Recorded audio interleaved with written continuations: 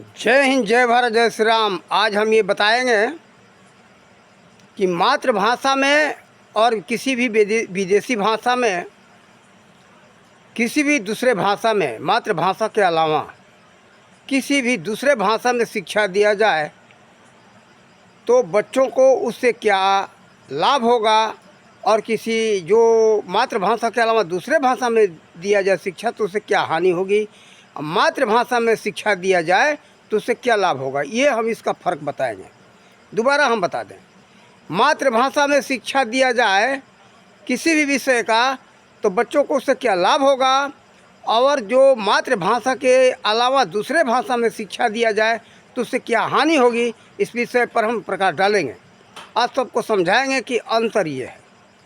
जैसे आज भी चल रहा है, जैसे मेडिकल साइंस का शिक्षा अंग्रेजी के अलावा किसी दूसरे भाषा में नहीं दिया जा सकता, लेकिन ये शुरुआत मध्य प्रदेश से हो चुका है।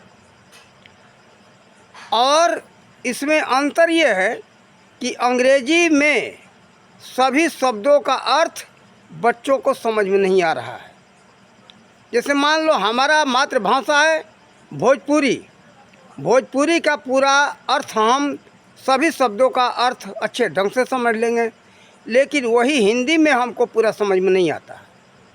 वैसे हमारा तो उसी में शिक्षा हुआ, हम अभी उसी में रहते हैं, इसलिए बहुत से शब्दों का अर्थ जो है हिंदी में समझ में आता है। लेकिन हिंदी बहुत कठिन एक विषय है कि उसका अर्थ सभी को समझ में नहीं आता, बड़े बड़े विद्वानों को समझ में नहीं आता। हमारे में क्या रखा है हिंदी के लोग साधारण समझते हैं, हिंदी बहुत कठिन विषय, साधारण नहीं है। लेकिन देखो अंग्रेजी और कठिन विषय है। अंग्रेजी को लोग मानते साधारण है, अंग्रेजी साधारण नहीं है। काहे? इसका कारण है कि हम बहुत लोगों को देखते कि अंग्रेजी में कह दिया जाए बोलने को तो नहीं बोल पाते, और बोल तो लेंगे लेकिन उसका अर्थ पूछा जाए तो अर्थ समझ में नहीं है। अभी हम देखते हैं, हम इस समय वर्तमान में गुजरात में हैं, यहाँ छुट्टी को लोग घरों में कहते कि हमारे लड़के का वेकेशन पड़ा हुआ है, इसलिए अभी देर से सो रहा है, घर पर है। और उसी वेकेशन शब्द को हम पूछते कि वेकेशन का गुजराती में क्या होगा, तो कहते कि वेकेशन। बताओ, यहाँ तक तो लोगों को भ्रम में हो गया कि अपनी मातृभाषा भूल गए। केवल वेकेशन, वेकेशन का अर्थ उनको नहीं मालूम है। वेकेशन सुन लिए, वेकेशन वेकेशन करते, वेकेशन एक छुट्टी है, उसको गुजराती में रजा कहते। इसी तरह से सभी जगह बात है यही कि लोग अंग्रेजी तो बोलते हैं लेकिन उनकी मातृभाषा में उसका अर्थ नहीं मालूम है। पूछ दिया जाए तो उसको पता नहीं है, तो इससे जानने से क्या फ़ायदा हुआ, नुकसान हुआ।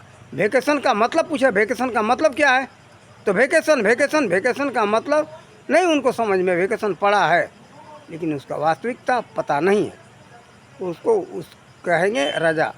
दूसरी बात, लेसन, लेसन के बारे में पूछा, लेसन के बारे में उनको पता नहीं, लेसन का मतलब क्या होता है। लेसन लेसन कर रहे हैं लेकिन लेसन का वास्तविकता उनको नहीं मालूम है। लेसन का वास्तविकता ये पाठ्यक्रम,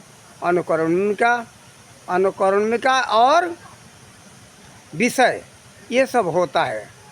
तो देखो मातृभाषा में यही फ़र्क है कि मातृभाषा में जो बच्चा पढ़ेगा उसको सभी शब्दों का अर्थ मालूम हो सकता है, मालूम होगा, उसका जवाब यानी प्रश्न का उत्तर सही ढंग से दे सकता है। यही किसी मातृभाषा के अलावा दूसरे भाषा में पढ़ने में और मातृभाषा में पढ़ने में यही अंतर है। इसीलिए वर्तमान सरकार का जोर है कि मातृभाषा में शिक्षा दिया जाए। ये हमारे विद्वान पहले से कहते चले आ रहे हैं कि मातृभाषा में शिक्षा दिया जाना चाहिए। अन्य भाषा जानो लेकिन उसको अनुवाद करके उसी भाषा में शिक्षा दिया जाए ताकि बच्चा को सभी शब्दों का अर्थ पूर्ण रूप से मालूम हो। फ़र्क यही है, ये नहीं कि कोई ज़ोर ज़बरदस्ती नहीं है और पक्षपात नहीं है। लोग समझते पक्षपात के हिसाब से बात हम नहीं करते, न किसी विद्वान ने किया। फ़र्क ये है कि जो बच्चा पढ़े उसका भावार्थ ही नहीं मालूम हो। तो जैसे एक उदाहरण में, जैसे वाटर ले लो, वाटर को कहते हैं कि वाटर से लाभ क्या है, तो उसको पता नहीं है। वाटर कर रहा है, वाटर से क्या किस काम में आता है और उसे क्या लाभ है उसको पता नहीं है। लेकिन उसी को पानी कह दिया जाए, जल कह दिया जाए, तो समझ सकता है कि ये प्यास बुझाने का कार्य करता है, शीतलता प्रदान करता है और आग को बुझाने के काम में आता है। लेकिन ये बच्चा को ना मालूम हो तो उसे क्या लाभ। वाटर शब्द पढ़ लिया लेकिन उसके वास्तविकता नहीं मालूम है, वाटर को बताया नहीं गया कि ये गुण है, ये बात है। तो देखो यही कारण है, वो उसको समझने में देर लगेगा, उसको अधिक दिमाग खर्च करना पड़ेगा तो जाकर के उसको समझ में आएगा। तो समय क्यों बर्बाद कर रहे हो? समय और पैसा दोनों बर्बाद करना पड़ेगा। 3 गुना 4 गुना उस विषय को समझने में समय और पैसा दोनों का खर्चा है। तो देखो क्या जीवन में समय का महत्व नहीं समझते हो? जो आप समझोगे 9 वर्ष में विषय को, वह 2.5-3 वर्षों में समझ सकते हो अपनी मातृभाषा में आराम से। उसके 2 गुना 3 गुना 4 गुना समय क्यों बर्बाद कर रहे हो? देखो जीवन में समय का सबसे बहुत महत्व है। आप समय से अपना शिक्षा पूरा करो, अपना जो कार्य करना है उसको करो। देखो यही अंतर है। अंतर न समझने के कारण आज लोग अंग्रेजी को सबसे बहुत महत्व दे रहे हैं। एक बात ये लोगों की मानसिकता बन चुकी है, अंग्रेजी ज़रूरी है, ज़रूरी है। जब अंग्रेज़ों का शासन था तो अंग्रेज़ों ने ज़रूरी कर दिया था कि अंग्रेजी में पढ़ोगे तो तुमको हम नौकरी देंगे। आज उसी को ये कांग्रेस सरकार चला रहा था, लेकिन वर्तमान भारत सरकार, मोदी सरकार इस पर छूट दे रहा है कि आप किसी भी विषय से पढ़ो, किसी भी विषय में पढ़ोगे आपको सब कुछ वही वो उपाधि मिलेगी, आपका मान्यता उतना ही रहेगा, इसमें कोई अंतर नहीं है। इसलिए वर्तमान सरकार के नीति नियम को आप लोग मानो और धर्म ग्रंथों को पढ़ो। धर्म ग्रंथों में साइंस का विषय बहुत छिपा हुआ है, ज्ञान का विषय बहुत छिपा हुआ है। देखो प्राचीन इतिहास हो, धर्म ग्रंथ हो, धर्म ग्रंथ का मतलब क्या समझते हो?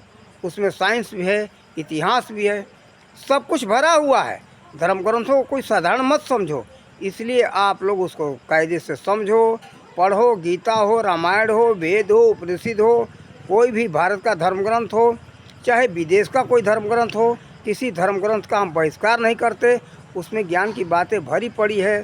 धर्म ग्रंथों में महापुरुषों की बाणी है, सभी तरह की बातें उसमें भरी पड़ी है। चाहे बाइबिल हो, चाहे कुरान हो, कुरान का हम बहिष्कार नहीं करते, सभी हैं धर्म ग्रंथ हैं।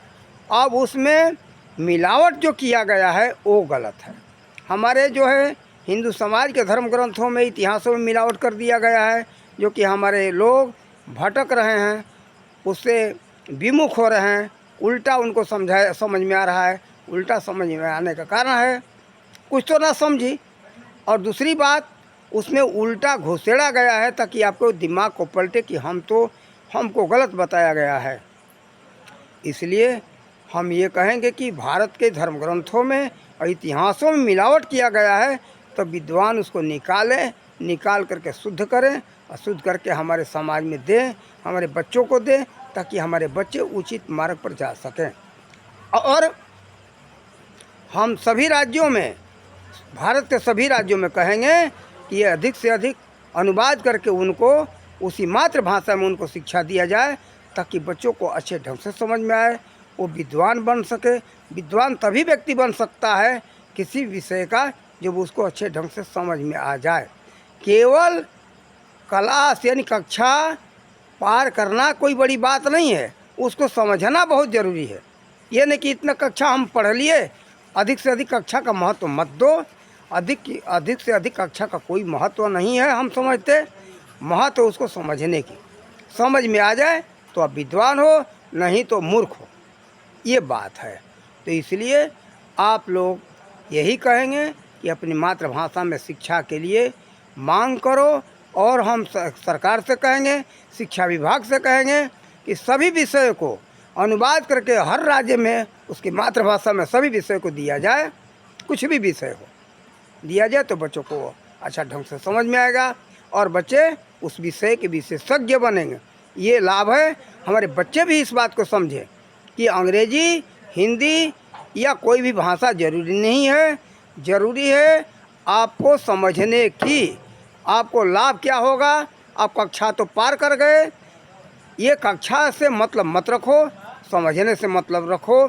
समझोगे तभी उसका लाभ मिलेगा आपको। फ़र्क ये है मातृभाषा में और अन्य भाषा में, इसका आप लोग कायदे से समझ लो। किसी भी भाषा का महत्व हम नहीं रखते और विद्वान नहीं रखते, महत्व है आपको समझने की। तो देखो, मातृभाषा में शिक्षा देने से यही फ़र्क है कि मातृभाषा में बच्चे शिक्षा प्राप्त करेंगे तो उनको सही ढंग से सभी बातें समझ में आ जाएगी। किसी भी विषय का, किसी भी बात से अनभिज्ञ नहीं रहेंगे। फ़र्क ये है अंग्रेजी में और उनकी मातृभाषा में। ज़्यादातर अंग्रेजी का लोग बढ़ावा दे रहे, अंग्रेजी का बढ़ावा दे करके आज अज्ञानता में फंस गए। अज्ञानता में हमारा समाज चला गया।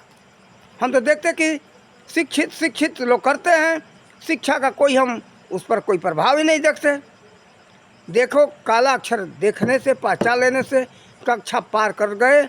आप आईए, बीए, एमए कर गए, चाहे आप पीएचडी कर लो, ठीक है, मान्यता आपको दे देता है वो विभाग, लेकिन आप उसके योग्य नहीं हो, कार्य उसके अनुसार नहीं कर रहे हो, उस रास्ते पर नहीं चल रहे हो, उसके अनुसार आचरण आपका नहीं है, तो हम आपको कुछ नहीं मानते। आप विद्वान नहीं हो, अज्ञानी हो।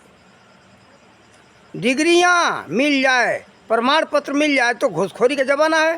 पैसा दे दो, डिग्रियाँ तो मिल जाती है, लेकिन आपके उसके अनुसार कार्य नहीं है, आपका समझ नहीं है, तो हम आपको अज्ञानी समझते हैं। विद्वान आपको अज्ञानी समझेंगे। ज्ञानी तब हैं आपके अनुसार आपका आचरण हो, आपका कार्य हो, तो अब विद्वान हो, अन्यथा नहीं। आज यही कारण है मातृभाषा में ना शिक्षा मिलने का यह कारण है। लोग अपने को शिक्षित कहते, विद्वान कहते, लेकिन उनका आचरण नहीं है, उसके अनुसार कोई कार्य नहीं है। अज्ञानियों का जैसा सारा कार्य है, इसलिए मैं इनको अज्ञानी मानता हूँ, मूर्ख मानता हूँ। तो आप लोग देखो, ये है मातृभाषा में और अन्य भाषा में शिक्षा का फ़र्क। ये हमने समझा दिया। हमारे बच्चे, शिक्षक और समाज इसको समझने का कोशिश करें, और अभी से आप लोग अपने अपने मातृभाषा में शिक्षा का मांग करो अपने अपने शिक्षा मंत्रियों से, सभी राज्य के, कि हमको हमारी मातृभाषा में शिक्षा हमको चाहिए, ताकि हम उसको कायदे से समझ सकें, हमारे बच्चे समझ सकें, विद्वान बन सके। केवल कक्षा गिनती कराने से कोई लाभ नहीं है। आपने ये जान करके अपने बच्चों का और आप लोग अपना कल्याण करो। इन्हीं शब्दों के साथ वाणी का विराम देते। जय हिंद, जय भारत, जय श्री राम।